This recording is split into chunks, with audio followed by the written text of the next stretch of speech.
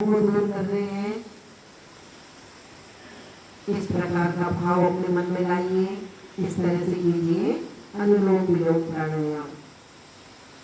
सबसे पहले अनुलोम विलोम प्राणायाम का लाभ है कि हमारे लंग्स मजबूत होते हैं, हमारे फेफड़े मजबूत होते हैं, श्वास संबंधी समस्याएं दूर होती हैं।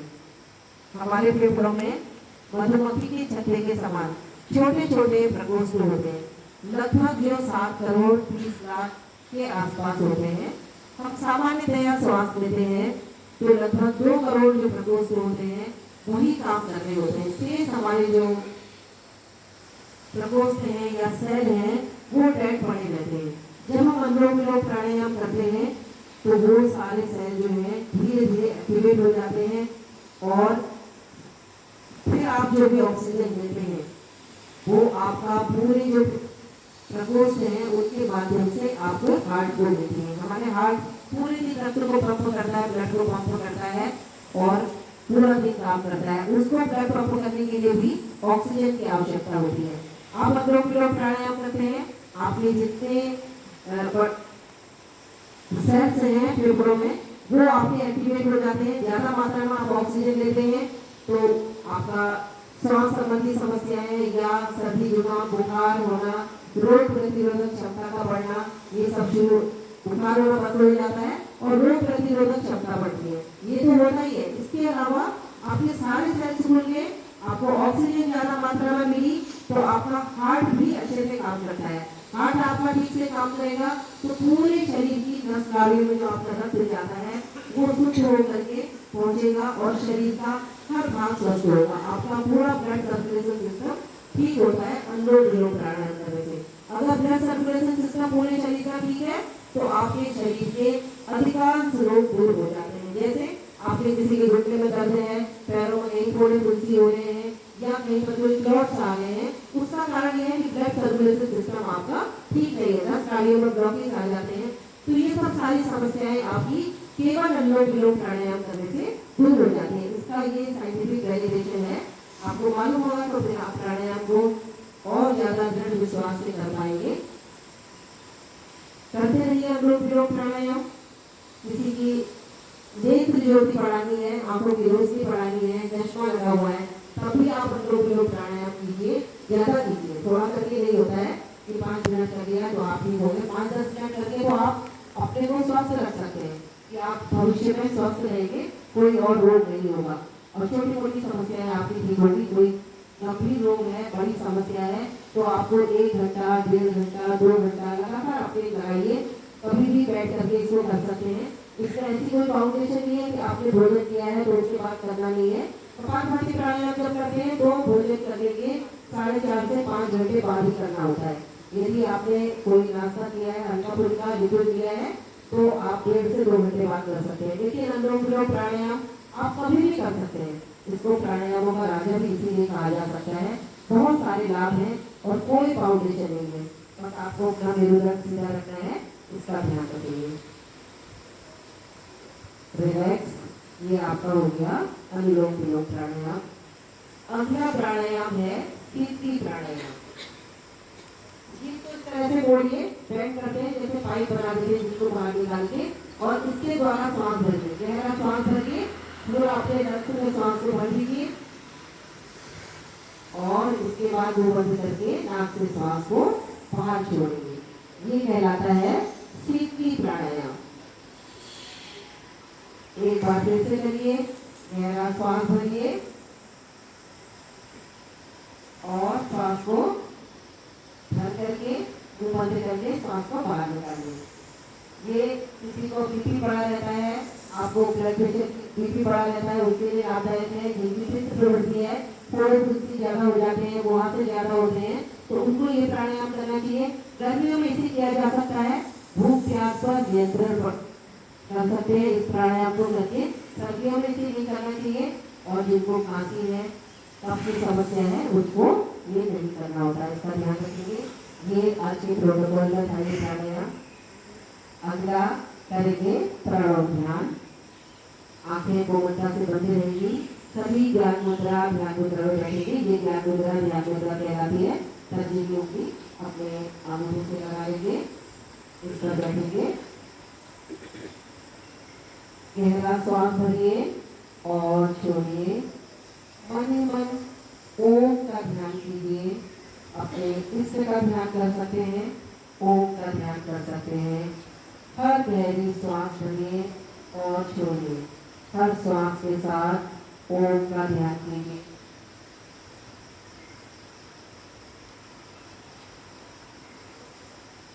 मन ही मन इस परम चैतन्य प्रभु का धन्यवाद करेंगे जिन्होंने हमें मानव तन देकर के इस सृष्टि में भेजा है।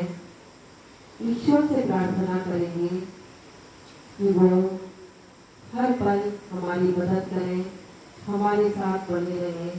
हे परम चैतन्य प्रभु, हे परम सच्चिदानंद प्रभु, अपने दिव्य ज्ञान की ज्योति हमारे हृदय में प्रदीप्यमान कर दीजिए और हर पल आपके ये दिव्य ज्ञान की ज्योति हमारा मार्गदर्शन करती रहे, ऐसी हमें प्रेरणा दीजिए।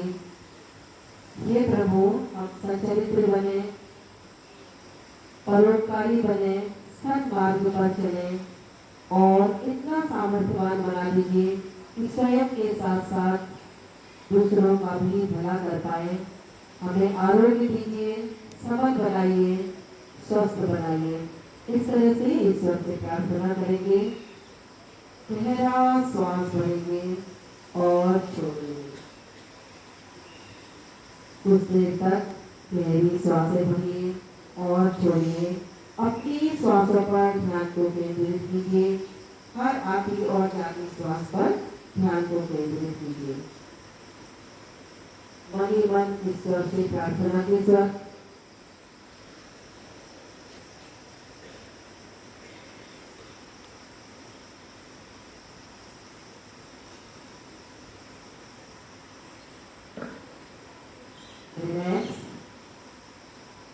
दोनों हथेलियों को ऊपर ले जाके रगड़िए। गर्म हथेलियां अपनी आंखों पर लगा करके आंखों को खोल दीजिए।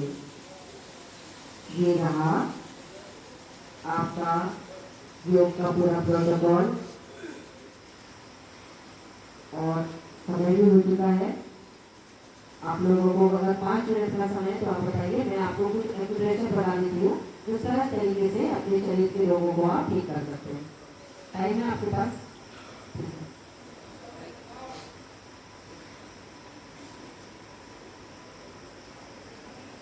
एक्यूप्रेशर के पॉइंट है,